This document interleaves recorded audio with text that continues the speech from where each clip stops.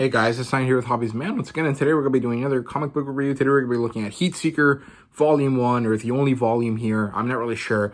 And Heatseeker is a spin-off story for the Gun Honey universe, right? So the Gun Honey universe is basically Titan's biggest comic before they got Conan. Honestly, I would say that it's still probably their second biggest comic, or, probably.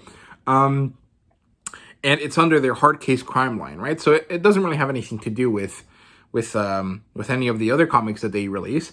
It's very much on its own kind of thing, right? And this is the Gun Honey universe. Heatseeker is a spin-off story coming out of the second volume, and it's written by the same guy that does Gun Honey, right? Charles Ardai, who I can't remember how it works. I think he's the CEO of the hard case crime division of Titan, or something. CEO might be the wrong title, but he's like the guy in charge there, right? Senior editor, maybe is the right title. I can't remember exactly, but he's kind of, that guy. He's the one in charge, and he created this set of comic books. And the artist here is actually different, right? Usually it's Ankon Kurg, I think is the name of the artist for Gun Honey. In this case, it's Ace Continuado, who I'm guessing is Filipino or Latin American or something. Jose Zapata does the inking. Azatur Rahman and David Leach do the coloring and the lettering, right? This is published by Titan, like I said. The nerd graphic here is adult, very much like the Gun Honey series. There's a lot of nudity and adult concepts here that are not going to be for people younger than 18, right? In terms of genre here, we have action and thriller. It does not have an adaptation, although the Gun Honey universe, honestly, would be amazing as a set of movies, right?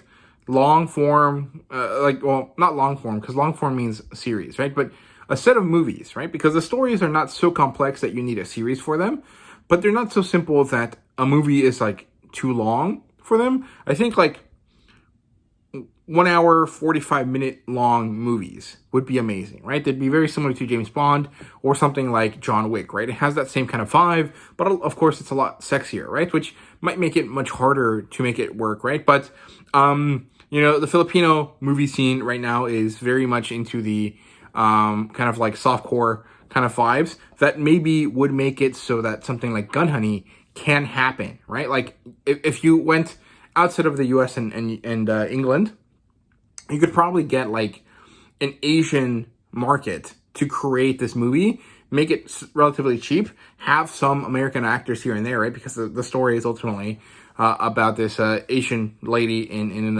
American setting, right? And it would kind of work pretty well, right? I feel like it would be possible to make this movie and make it successful and make it marketable to everyone, right? To adults everywhere. And I would really like that to happen.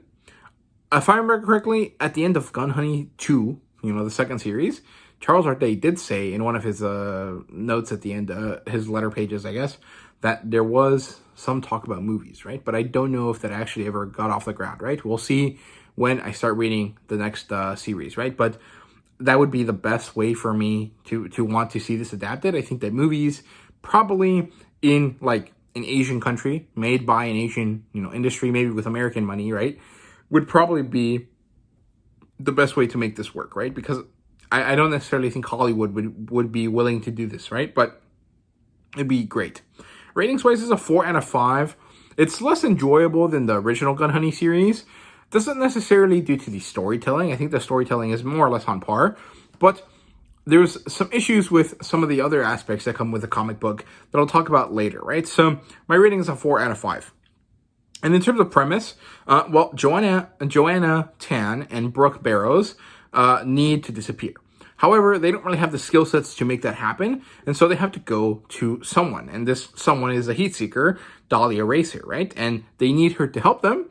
And so we follow Dahlia Racer now, or Racers, I think, with an S at the end, as she goes through this convoluted plot line, which is quite fun, to make sure that no one follows Joanna and Brooke again, right? So it's a story about our main characters disappearing, where we don't actually get to see the main characters disappear because we follow the character that orchestrates their disappearance.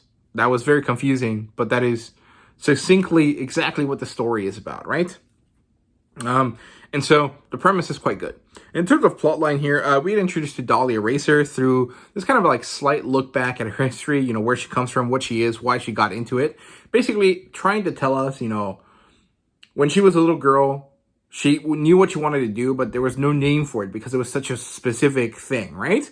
And eventually she managed to find that thing. And so she's this very special, specific type of person that can really make you disappear for a price. And it is like someone that is insanely amazing at doing this, right? And is quite good. However, I'm not really sure how this works because, like, if enough people know about her existing, then wouldn't she basically be tracked by others all the time, right? Or is she so good that she can make people not remember her existing, right? Like, because of her abilities, right? I'm not really sure. It's not really important. That's not really the main focus of this, right? But it's kind of an interesting thought that I thought about. So maybe that would be something that we can kind of look into for Heatseeker Volume 2, if that ever happens, right? And so that's it for the first kind of few pages. Then we transition over to Joanna and Brooke arriving at her place. We learn that Dahlia and Joanna had this sort of history together, and we see that Brooke and Dahlia don't really like each other, and this is more or less like, because Dahlia is Joanna's old girlfriend, and Brooke is Joanna's current boyfriend-ish, right? Not exactly, but it's kind of that dynamic where it's like unclear who the partner of the main character is supposed to be, right? Like, it's Joanna, it's like a jealousy thing, right? It's like a love triangle situation that works pretty nicely. I wasn't expecting it, so it was enjoyable to kind of make this work. I really liked it. I thought it was a nice way to get some characterization, get some kind of interesting building out of the way that these characters interact, right? We can learn a lot about them because of this interaction. So I liked that. I thought it was good. And basically, we kind of get through this very quick, you know, passage of time between these characters as they're kind of hanging out, trying to figure out, you know, how we're going to make you disappear, where are you going to go, how are we going to do this, and then they get through it quite quickly, and she sets them up to disappear. At the same time this is happening, though, we get introduced to Sarah Chloride, I think is how you say her name, who's hunting Joanna Tan and Beryl Brooks, right? And it turns out that this lady is crazy. She's like way too into the like masochism, basically, into what she causes, like, or sorry, not masochism. She'd be a sadist, right? She's into causing this pain, right? So she's quite psychopathic, if that makes sense. But there's something kind of off about her, and we kind of learn why at the end of the story, and it's quite enjoyable. I really like this, right? So, we get introduced to her. She sets up this assassination, or she gets an assassination done and then goes to the federal office, and she's like, get me something better, more important, more difficult. And so that's when they pass her the task of finding Joanna and Beryl, and she's like, okay, cool. Then we move on to Dahlia setting up this assassination thing at this hotel so that Beryl and Tan basically have a quick and simple getaway, right? Because people are going to be focusing on that death scene. And so they're not going to be chasing after them because it's going to stall out the search, right? So that's kind of the point there. When she gets back to Vegas, she sees Caesar, her partner, the guy that helps her out a lot, is kind of like staked to a bridge in this very like Mexican cartel kind of fashion, which was crazy. And there's like lettering across his chest, written in blood or whatever. That's where the first volume or the first issue ends. And it's quite interesting, but you quickly kind of get over the fact that this is happening because the whole point of Dahlia is that she fakes murders, right? So the first issue, this works. And then anytime that anyone kind of possibly dies, you kind of feel like it's probably not true, right? Until they, clearly say, okay, this person is dead, and then you're like, okay, I can move on from that, right? So on one hand, it's really interesting and exciting, and as long as you're not thinking too much about it, you'll kind of get excited about, interested in all of these crazy cliffhangers and all of these crazy deaths. But if you kind of take a little bit of time to kind of think about it, you're like, oh, wait, never mind. None of these people are dead, right? And so that's like, it depends on what type of reader you are, right? If you get sucked into the story, you'll forget about that fact and really enjoy it. But if you're, someone that's a bit more discerning, someone that's a bit distracted and not super into the story, you might start thinking about these things and it might ruin your interest, right? So it depends on your preferences there. For me, it was pretty easy to stay within. And then when I finished reading the story, or halfway through the story, when I took a break, I was like, oh, okay. And then I would realize this, right? So to me, it wasn't an issue, right? And even though this is my second time reading this, I didn't really have a problem with it. I was still really invested in like, oh, Caesar died, or, oh, this other person died, or whatever. And it was quite cool. But, your mileage may vary there. However, it turns out that he's not dead. It was just another ploy to set up another situation, somewhere else, right? And so it's quite interesting. This also introduces us to Tala, who is Caesar's older sister. And we get to see Dahlia meeting up with this woman called Ellie, who is a contact of hers, who is an old girlfriend, again, like Joanna. And Tala shows up, like I said. She's crazy. Ellie and Sarah have an interaction here where Sarah basically uses Ellie to get information. Ellie can't provide any because she has no clue what the fuck's going on. And so Sarah leaves her alone, right? And you might want to pay attention to this because it's revealed later on that this is different from what it was, portrayed as. So I thought that was good. I enjoyed that. Then Tala shows up to Ellie's show because Ellie is some sort of Satana type character, right? She's like a magician in Vegas. And Tala shoots 2 federal agents that are there. And so Tala ends up in prison. And then Dahlia and Caesar, who's not dead, have to get her out. And they manage to do that, and it's quite fun and interesting. But this doesn't really have anything to do with with Joanna and Ton and Brooke Barrows. So on one hand, you might argue that, this was unnecessary. On the other hand, I think that it's quite fun. And actually, what it does is 2 things, right? It pads out the runtime of the series to 4 issues. So that's good. But also, it provides you a lot of knowledge about what Dahlia can really do, right? Like, setting up an assassination attempt basically is pretty par for the course for these types of series, right? That's simple. Getting someone out of prison with no issues is a entirely different type of thing, right? Like, this is like Money Heist levels of planning, right? So this isn't directly tied to Joanna and Brooke, but it definitely has to do with teaching you about Dahlia, right? So I really had no problem with it, but I can see someone being like, oh, well, this isn't necessary to the story. Why is it here, right? So I can see that, but I don't necessarily agree with that kind of viewpoint, right? And then the federal agents are angry, right? They're like, what the hell? Why is this getting so out of proportion? Why is this so crazy? They try to get Sarah, to kind of answer their questions. She kind of blows them off. She's like, I'm on the hunt. I don't need you guys right now. Stop talking to me. Dahlia saves Tala from the prison, like I said, and then they all go off to Mexico because that's where Joanna and Brooke are supposed to be, although they're not. I think they're somewhere in like Asia or something. And then Sarah and her federal escort, or, whatever, federal agent, handler, I guess is the right term, talk. And then they go up to this hotel in Mexico. Sarah ends up confronting Dahlia, and it's supposed to be a fight. You're supposed to think that they're going to kill each other, and it turns out that they're actually working with each other. Sarah is another old friend of Dahlia's, and the whole time what she's been doing is keeping the feds away from what's actually happening. She's kind of keeping them elsewhere and distracting them, right? And that's kind of very cool. I really enjoyed this reveal. I thought it was great. And then you get to see a bunch of other scenes from before and realize, oh, they were different from what we were shown. So it's about perspective, and it shows you, how this plan was set up. And I really liked it. I thought it was very well done, right? So I like that a lot. And then you have Sarah and Tala, who have a confrontation. And this one is definitely deserved. This is a confrontation that was not part of the plan, but it's necessary because Sarah made Tala kill 2 agents when she wasn't really going to do so. And so they have this confrontation, and kind of helps actually to keep the Fed off the trail of what's going on, right? And then they have this final confrontation at this nudist beach in Tijuana or something. And it finishes off the story with, the Dahlia and the Heatseeker team kind of free and off, and the federal agent dead, and Joanna and Brooke somewhere in a jungle changing their appearance, right? So overall, very good stuff.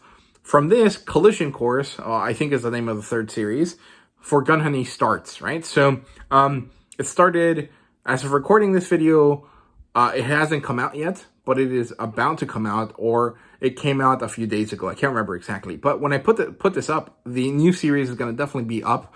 And also, a thing that I think is important that the Hard Case Crime and Titan Comics Twitters have not shown off is that Heatseeker and Gun Honey and all of the series related to them, which is actually just Gun Honey and Heatseeker, are on sale right now on Amazon, right? If you go to the Amazon page and you go to the Comixology page, I think, or to the comic book section, and you click on the book deals, you'll see that one of the deals is that Gun Honey and all of its related series are for cheap, right? So you can get each digital issue on Amazon for 99 cents. You can get the volumes for like $2 or something, or $3, which is about the same cost as one of these, right? And this is a very affordable way to catch up to the series if you want to start collecting it now, right? So I recommend you guys check that out there, right? So that's it for the plotline. In terms of characters, we get introduced to Dahlia, we get introduced to Caesar, and Tala, and Sarah, and Ellie. The federal agents are new. They're different from the ones from previous stories, but they really aren't that important. Like, who cares what their names are? And then, of course, we have Tan and Barrow here doing stuff, but they're kind of not the main premise, right? Mostly the story is about the Heatseeker Dahlia Racer. So, the characters are interesting. Dahlia happens to have a lot of very similar connections with a lot of the female characters in this cast. And it's not problematic or anything, but it doesn't feel different enough, like in terms of her relationship to Joanna, or her relationship to Ellie, or her relationship to Sarah, right?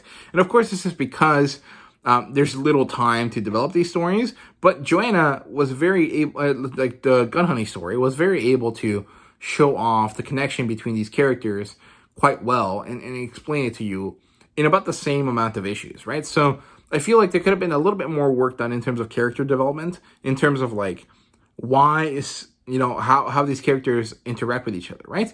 And what they mean to each other, right? Because basically it just feels like Dahlia has a bunch of romances, and she uses all of these romances as a way to tie into her job, which is fine because it's not very different from like James Bond or something. But the fact that it's so similar, and basically it happens once every issue, is not that great, right? Like there's a lack of variance, right? So maybe it would have been nice to meet an old lover of Dahlia's that was not interested in this, or had nothing to do with the game that they're in, right? So that would have been nice, but it's not really that important. And I guess maybe that's what Tala is supposed to be, right? A character that is not related to Dahlia in the same way the other ones are. But I can easily see it, if we get Heatseeker 2, with Dahlia and Caesar being a team, Tala being included, and then Tala and Dahlia having a relationship, right? So I can see that being like the crux of the next arc of the story, but I don't know if there's going to be another one, right? So, yeah, in terms of world building, there really isn't too much here. I mean, just who the Heatseeker is, why she does things, and, what exactly is her job. And that's basically the premise of the story, so there really isn't too much going on here in terms of world building, right? We don't get to learn how she does her tricks, right? It's a very, like, Now You See Me, or, like, Mission Impossible type set of circumstances where they just have these gadgets, and there's no babble associated with them. They just kind of have the ability to do them. Or almost in the case of like Now You See Me, where it's like, I don't know if they are actually magical or not, right? Of course, the setting of this is non-magical whatsoever, right? So you can tell that it's about makeup and stuff, right? But to a level that is just ridiculously, insane, right? Like it's so much better than anything else, right? So that's basically it for that. In terms of artwork and fan service, this is kind of where I have issues with this with the series. I really like the storytelling. I have no problems with that. I have some issues with the character development, but the artwork is actually kind of the worst part, right? So First of all, I want to show you the covers just because I didn't do that earlier. So here's Heatseeker number 1. This is great. I really love this cover. Here's the second one. This is by Lee Hyung-yuk. And he's really good at doing superhero covers, but I don't like his style when it comes to these like sexy covers, right? I don't think that they are that good. Although his stuff for like Venom and Spider-Man is amazing, I just don't think that any of the covers I've had from him that he's done for Gun Honey or any related series are that good. It kind of sucks. Here is Leslie Lee, who I also am not that big of a fan of. She did the cover for Penthouse Comics number 2. And I have the same complaint I have here I have the same complaint here that I had there, which is that her style is nice and there's a lot of elements that I like, but ultimately the rendering kind of feels very AI-esque, right? And in this kind of modern world that we live in this kind of post-AI art style kind of vibe, this is not good, right? Especially, this came out before that was really a thing. But now that I look at it, I can't really help myself from thinking, oh, this looks like an AI face. And it kind of sucks because this person clearly did the work herself. I just can't get that, like, oh, this is AI impression out of my head. And so it makes it kind of worse. And this one is my favorite here for Volume 4. I think this is the best cover. It looks so, so good. There's some other good covers. I mean, maybe I should invest in getting some of the cosplay covers, but I don't want to buy extra covers just because. So it's kind of hard for me to balance that constantly, right? But yeah, so that's it for the covers. In terms of the interior art, it's very unbalanced and it's very different page to page and within the same issue. So I don't know why that is. Is it because Ace Continuado only does the sketches and then Jose Zapata does the inking? And so there's kind of this, sometimes Ace does more work than other times, and so Joe sometimes, or Jose has to sometimes step in, and so that's where the disconnect comes from. Or is it because this guy isn't really able to stay on model properly, and so he's just constantly changing his style based on what references he's using at the time, right? I'm not really sure what the problem is, but I know that there's a huge inconsistency from page to page in this artwork, and that's not good because, if you read the first 2 Gun Honey stories, the artwork is spectacular, phenomenal, always on model. There's like the guy that draws that, and Conquer, I think is his name. Like, he does amazing work, and it's so crisp and clean and always on brand and on model, and it always looks great. And then you read this, which is like supposed to be as good, and the art style just doesn't match the storytelling, and that's really disappointing, right? It's like, there's 2 things that are important in comic books, right? The storytelling and the art. And in this case, the art is significantly subpar compared to the story. And that kind of sucks. Sometimes the fan service is good enough. Like even with the inconsistencies, the fan service is good, right? Like there's a lot of nudity and it looks good and it looks nice and, it's good to look at. But it definitely drops in quality when, the one scene of Dahlia in issue 3 looks completely different from the Dahlia that we see in issue 1. That looks completely different from the one we see in issue 4. Looks completely different from the one we see in issue 2. And you could kind of make this meta argument that it's because that's what the Heatseeker is, right? She's just that good at making changes to herself. But that doesn't make sense because Dahlia still has like a base model, right? Like if she's out of costume, she's a blonde lady with short hair and she's quite tall and buxom, right? And if she's in model, right, or if she's in costume and she's the Heatseeker, she looks like this with flowing long red hair and this like interesting jumpsuit, and she never looks the same ever, and that's disappointing, right? So this is my major complaint with this. I mean, it's not enough to knock it below like a good story, but it's definitely like hinders it a lot because this would have been an amazing story otherwise. So yeah, that's basically all I have to say about the artwork, so I'll stop there. In terms of ratings, a 4 out of 5, but mostly just because the artwork is so inconsistent that it bothers me, right? The story is good, the art brings it down a lot, and otherwise, there really isn't too much else to say. I'm very excited to see where the next Gun Honey story takes us. I hope we get to see more characters. I would like to see a Sarah spinoff, where she just kind of goes off and does something crazy, right? Instead of Gun Honey, maybe you could call it something like, I don't know, something with black, right? I feel like if Heatseeker is a redhead and Gun Honey is a black-haired lady, right, a raven-haired lady, and Sarah is some sort of brunette character, right? Maybe something that kind of invokes that other color might be good, right? I'm not really sure. I thought I had something there, but I couldn't come up with a name, right? But I would like to see a story of her, maybe a 2-issue story, right? Something very simple and quick and easy to kind of collect, right? That just kind of gives you more about this character, right? I would like to see another Heatseeker volume. I think that'd be fun. And of course, I want to see the Gun Honey story continue for as long as possible, as long as the stories maintain themselves to a high level, right? So that's basically all I have to say here. I hope you guys enjoyed. If you did, please leave a like, subscribe, and comment down below. Let me know what you thought. Thank you guys very much for watching, and see you guys later.